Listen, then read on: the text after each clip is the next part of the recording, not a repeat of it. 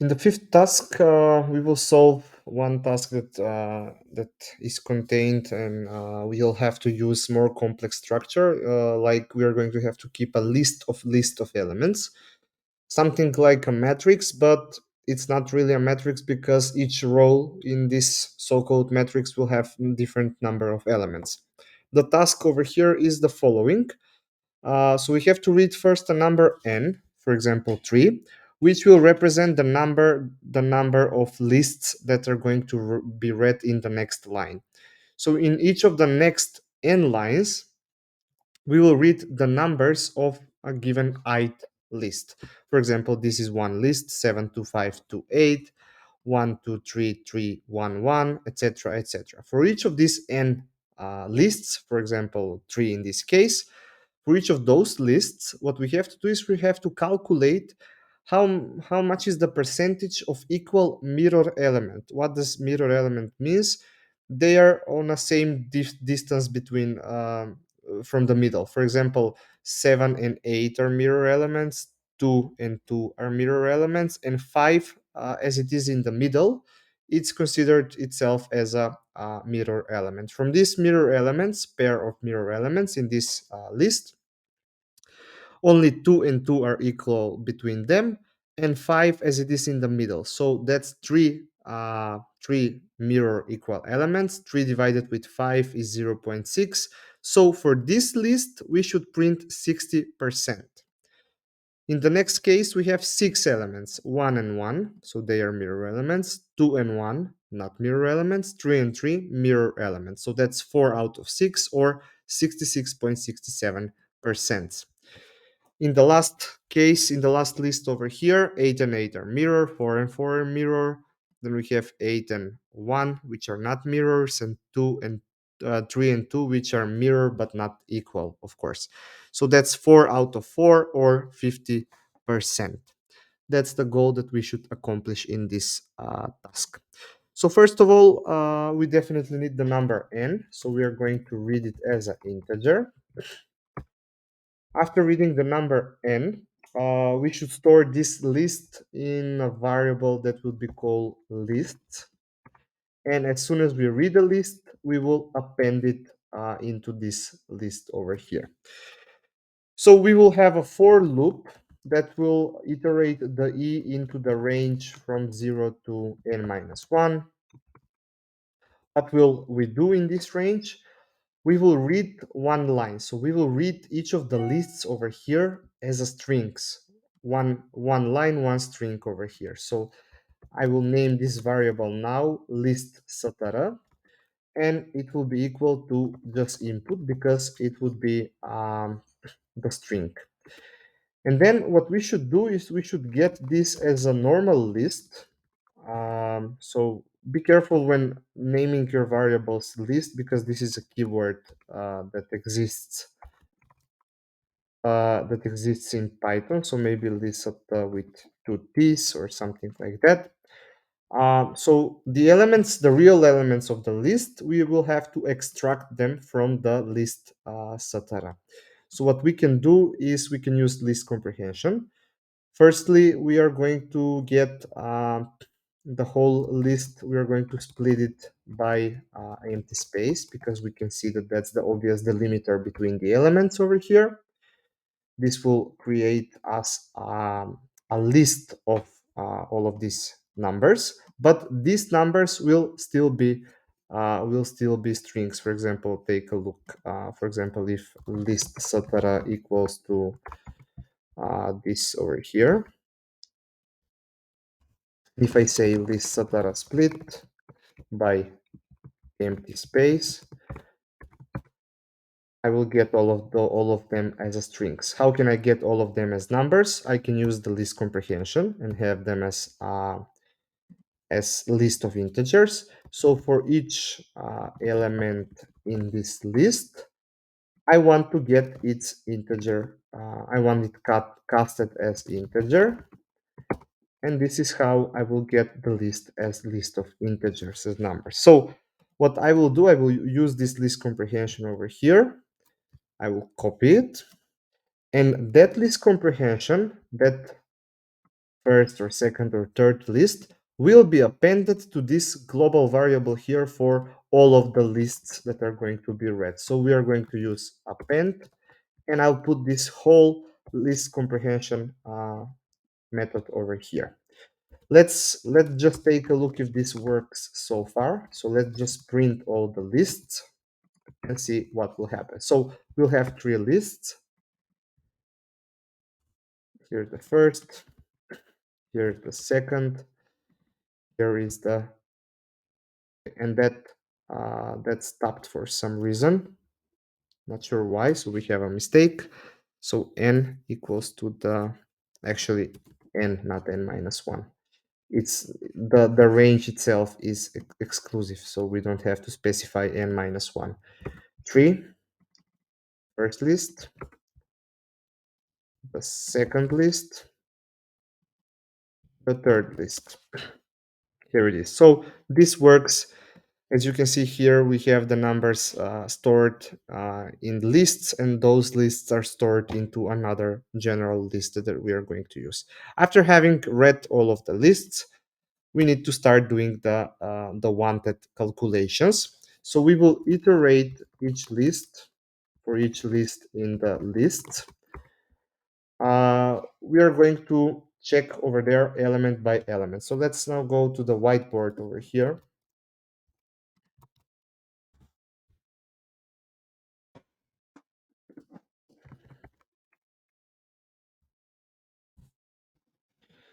For example, if the array is 1, 2, 3, 3, 1, 1, 1, the list is 1, 2, 3, 3, 1, 1.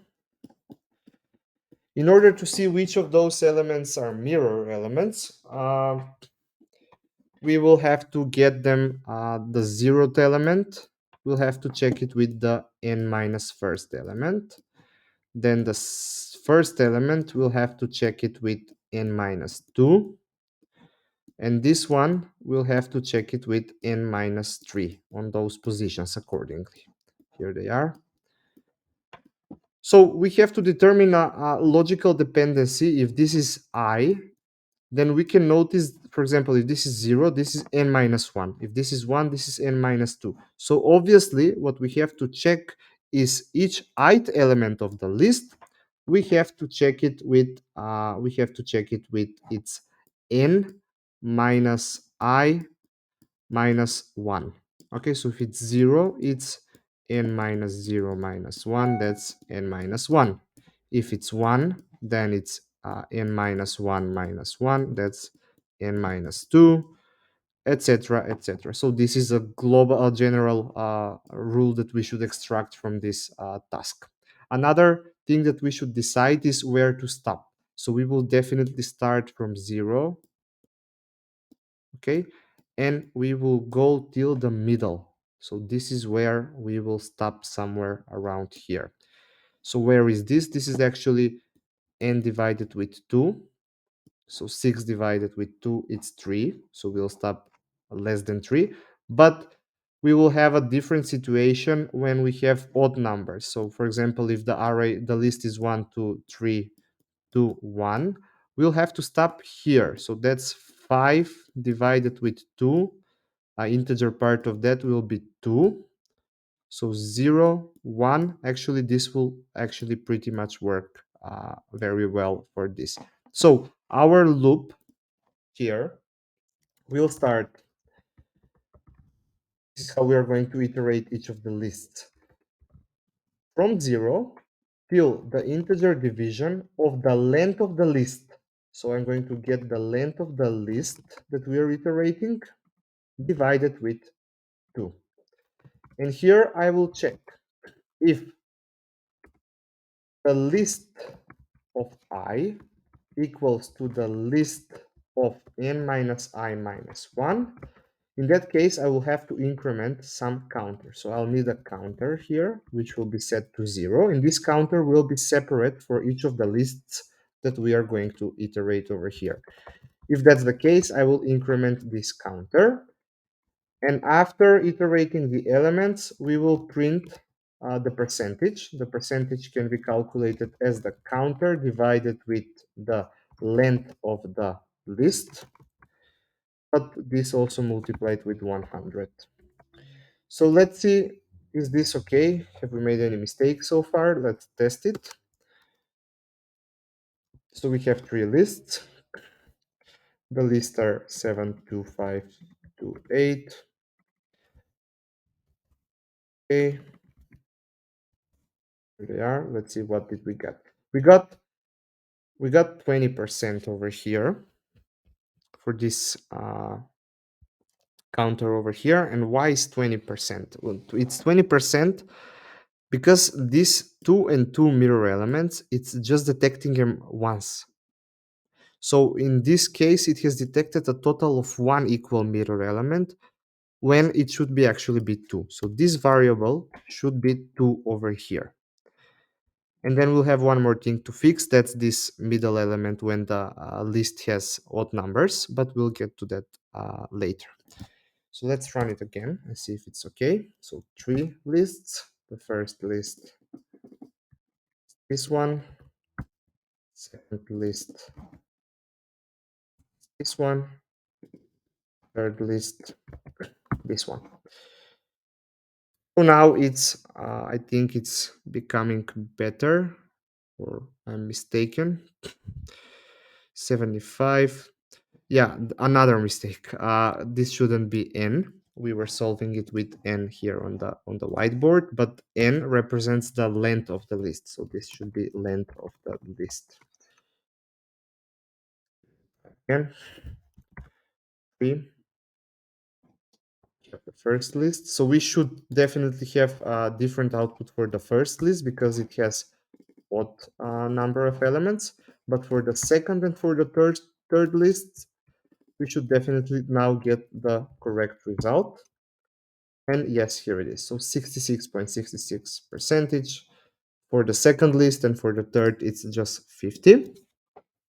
And then for this one, we have a mistake, and that mistake, we should fix it over here. So we will check if the length of the list divided with 2 is different than 0. That means that the list has odd elements, odd number of elements. We will just add one to the counter because the middle element is mirror and equal to itself, so we can just increment this counter by 1. Let's take a look now.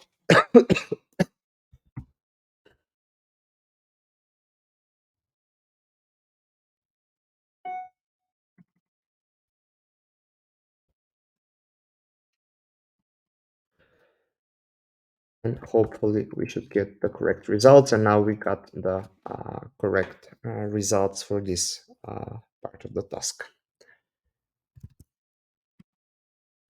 Second way that we can solve this task actually is the following. So we did quite a mathematics analysis over here, but we can solve it even easier. So if we have a list with the numbers, let's say 1, 2, 3, 4, 1. So in this list, it's obvious that we have 1, 2, 3 mirror equal elements. What we can do in order to count those equal mirror elements, we can have the same approach that we had when solving the palindrome task. We can reverse this list. We can do it easily with the help of the reversed function. So the reversed list, this would be the original, this would be the reversed. The reversed list would be 1, 4, 3, 2, 1. And what we can do over here is we can iterate from 0 to 4, 0, 1, 2, 3, 4, and check on the corresponding positions if the elements are equal. So this is a match, this is a match, and this is a match. In this case, we don't even have to bother if the element, if the array, if the list has even or odd elements. We can see that definitely here the counter is 3, and 3 divided with 5 will give us 60% as we wanted to have for this result. So let's get that approach. So I will just copy all the code from here now and modify it in that way. So this will stay the same so far. This will stay the same. This will stay the same, and but this will get deleted. Okay. So we are going to get the reversed list with the help of the reversed function. We'll put the list itself over here. And also we are going to put this whole statement into a list function that, because reversed, as we saw previously, it's just returning an object. We need to cast it into a list of elements. And what we will do now with the for loop that will start from 0 to the length of the list or to the length of the reversed list, it doesn't matter, they both have the same lists. If the list of I is equal to the reversed list of I, in that case, we will increment the counter. In this case, as I said, we don't have to even care whether the list has even or odd number of elements. So let's check if this solution works as it should.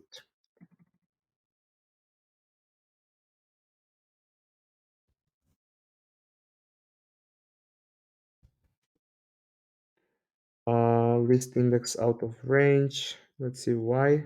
List of I equals to reversed list of I.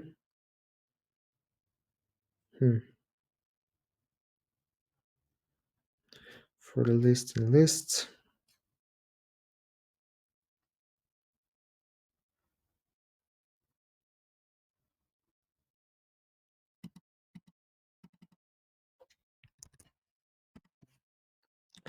I was missing the range over here, which is pretty much important because otherwise this was treated just as a tuple.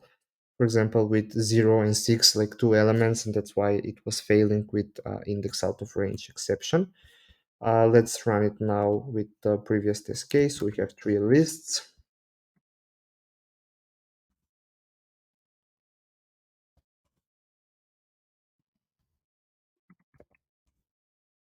And we got the same percentages as with the previous solution. So this solution is uh, for some reasons better because we just go with the logic that we should just reverse the list and then check on each corresponding elements. While in the first solution, we had to calculate a bunch of mathematical stuffs, which was uh, which was maybe more difficult, but it all depends to the person that is solving the task.